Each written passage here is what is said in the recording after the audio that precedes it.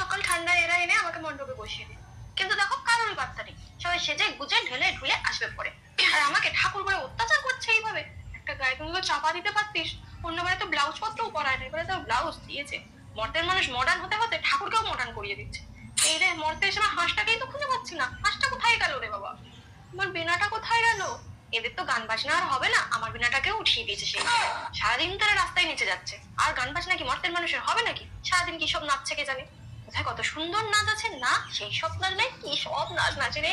মর্তের মাটিতে এসে নাচ দেখে চোখ আমার জ্বলসে গেল। সরস্বতী এসেছি, কোথায় না আমার জন্য সুন্দরভাবে বন্দনা করবে। কি সব গান বাজছে, এইসব গান শুনে আমার কান ফেটে রক্ত পড়বে এবার। দেখো আমার সাজগোজের বেলায় সেই পুরোনো একই জিনিস, একটু নতুনত্ব কিছু আনতে পারে না। আর ওদের সাজগোজ দেখো কবে থেকে শুরু হয়ে গিয়েছে, তাও এদের সাজ কমপ্লিট হয় না। এটা সরস্বতী পুজো হচ্ছে নাকি এটা প্রেম দিবস হচ্ছে সেটাই তো বুঝতে পারছি না।